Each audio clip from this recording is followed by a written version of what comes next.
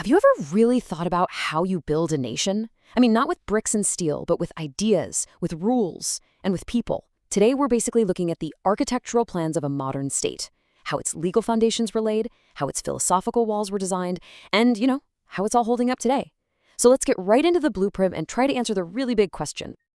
It's a huge question, isn't it? Because it's so much more than just flags and anthems. The real structure, the thing that actually holds everything together, is this incredibly complex mix of law, power, and all these social rules that have been around forever. So, come on, let's peel back those layers and see what's really going on underneath. Okay, so we're going to tackle this like we're architects. We'll look at it in 4 parts. First, the foundation. Where did the original legal blueprint even come from? Then, the architecture. What were the big ideas holding it all up? After that, the inhabitants. What happens when real people with their own customs move in? And finally, the living structure. We'll stress test the building and see how it's holding up today.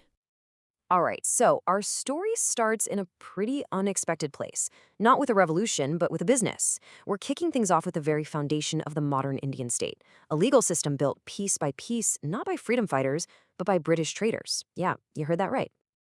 And look, this didn't happen overnight. We're talking centuries here. It all starts out small, back in 1600, with a company just trying to sort out its trade disputes. But then, over the next 250 years, you see this slow, deliberate construction of a modern legal state.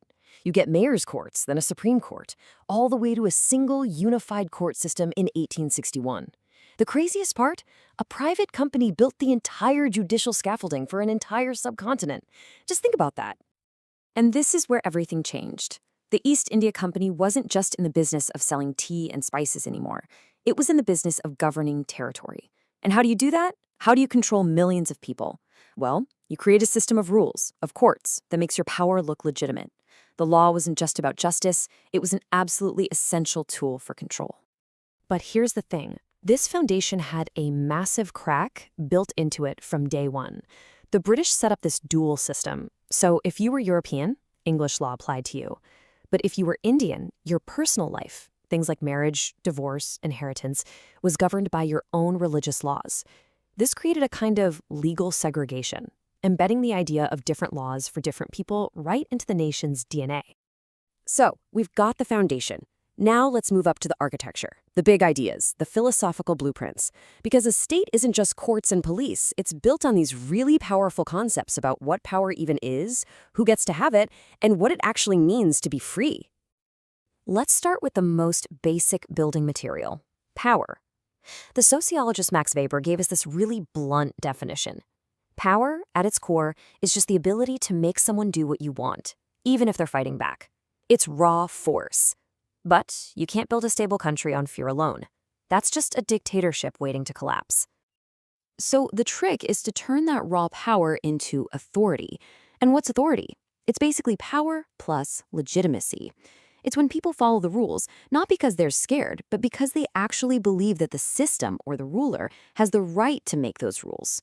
This belief, this acceptance, is the absolute bedrock of a stable nation. So, where does that belief come from? Weber points to 3 main sources. It can be traditional. We obey because we've always done it this way. It can be charismatic. We obey this person because they are incredible, they're inspiring. Or it can be legal rational. We obey the law, the office, the constitution, not the individual. For a brand new, modern, diverse country like India, the only real option was to build on that third one, on a stable, predictable foundation of law. This brings us to the next massive architectural choice. What does freedom even mean? It's a huge debate. Is it negative liberty? Basically, freedom from the government messing with your life? Or is it positive liberty? Freedom to achieve your full potential, which might actually require the government's help, like providing schools and healthcare. That tension is at the heart of pretty much every modern democracy. And what India's founders did was, well, kind of brilliant. They didn't just pick one. They engineered a hybrid. The Constitution's fundamental rights, that's pure negative liberty. It's a shield protecting you from the state. But then you have the directive principles, and that's all about positive liberty. It's a roadmap telling the state to actively create a society where everyone has a fair shot. Okay, so we've got a legal foundation and a philosophical design. But a building can't be empty, right? What happens when the people, the inhabitants, with all of their own ancient rules and social structures, move in? This, right here, is where the clean blueprint meets messy reality. I mean, you have to remember, for centuries, daily life in India wasn't governed by some formal constitution. It was run by these incredibly powerful, unwritten social codes. Family, caste, the village council. These were the institutions that decided who you could marry, the work you could do, and how you settled disputes. A new modern legal system can't just show up and pretend these things don't exist. And there was a huge debate about these traditional structures.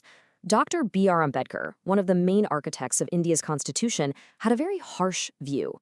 He didn't see the traditional village as some romantic ideal. He saw it as a place that locked people into brutal caste hierarchies, a place of oppression.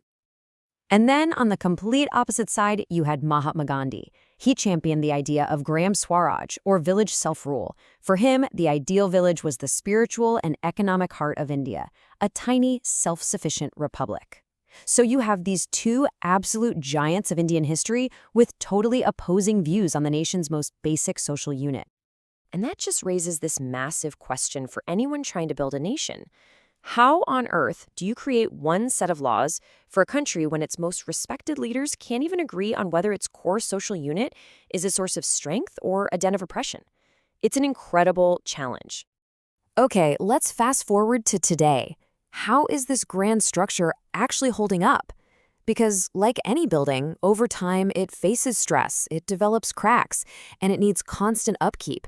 This is the living, breathing reality of the nation we're talking about. One of the biggest challenges is that the promise on the blueprint, equality for all, doesn't always match what happens on the ground. Social injustices are still very real. Things like implicit bias, the unconscious stereotypes we all have, can seep into the justice system, meaning who you are can still affect how you're treated by the law. And the whole system is under enormous strain. Look at this number. Over 5 crore. That's more than 50 million. That's the backlog of pending cases in Indian courts. This isn't just a statistic. It's a massive structural failure. It means justice is delayed. And for millions of people, justice delayed is justice denied. And this chart shows you the real-world effect of those biases we were talking about. Dalit and Adivasi communities, two of India's most historically marginalized groups, make up a certain slice of the total population. But their share of the prison population, it's way, way higher. That kind of overrepresentation doesn't happen by accident. It points to some deep systemic problems. So how do you fix these cracks in the structure? Well, the work is happening and it's tackling the problem from every angle.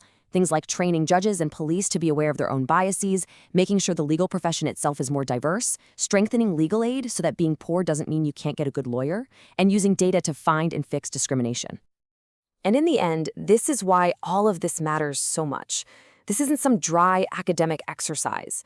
The health of a nation's legal framework, its entire operating system, is what determines whether your rights are actually protected, whether you'll get a fair trial, and whether you truly have the opportunity to build a good life for yourself. So we'll end with this one big question. This entire structure, the colonial foundation, the philosophical architecture, the incredibly complex social reality it was built on, it was all designed decades, even centuries ago. As we stare down the challenges of the 21st century, you have to ask, is this framework still strong enough for what's coming next? And that really is something for all of us to think about.